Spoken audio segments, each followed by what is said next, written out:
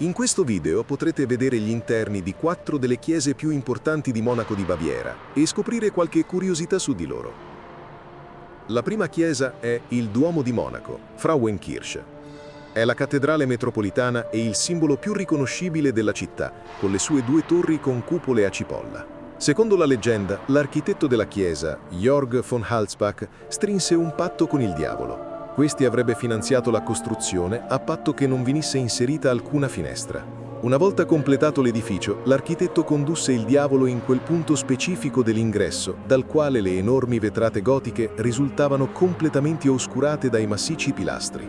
Il diavolo, convinto di aver vinto la scommessa, batté un piede per la gioia, lasciando l'impronta Teufel Street. Tuttavia, non appena fece un passo in avanti, vide la luce inondare la navata e comprese l'inganno. Infuriato, lasciò per sempre la chiesa, ma la sua impronta rimase come eterno monito della beffa.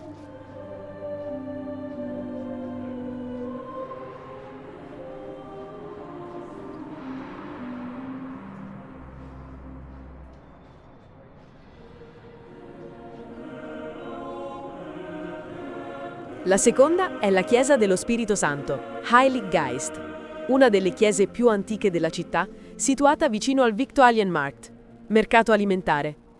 Originariamente, nel 1392, fu costruita in un severo e austero stile gotico.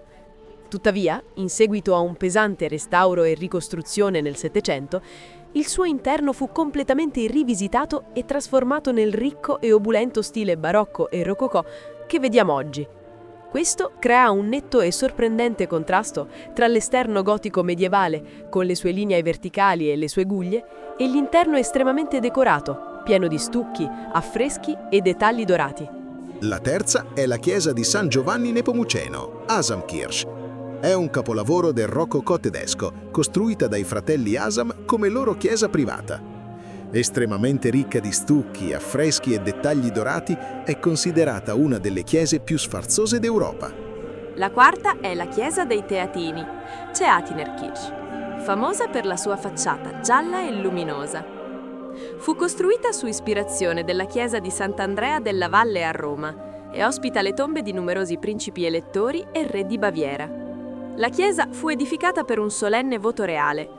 La principessa Enrichetta Adelaide di Savoia e suo marito, l'elettore Ferdinando Maria di Baviera, promisero di costruire la chiesa più bella e sontuosa della città se avessero avuto un erede maschio, assicurando così la successione dinastica dei Wittelsbach. Quando nacque il principe Massimiliano II Emanuele, la promessa fu mantenuta. Per onorare le origini italiane della principessa, la chiesa fu progettata in un audace stile alto barocco italiano, copiando, come detto, la magnificenza della Sant'Andrea della Valle a Roma. Il risultato è una struttura imponente e luminosa, con la sua inconfondibile facciata gialla, che la fa sembrare un pezzo d'Italia trapiantato nel cuore di Monaco. Tu conoscevi questo posto? Facci sapere nei commenti cosa ne pensi. Non dimenticare di seguirci per altri video dei luoghi che visitiamo lungo il nostro viaggio alla scoperta dell'Europa e non solo.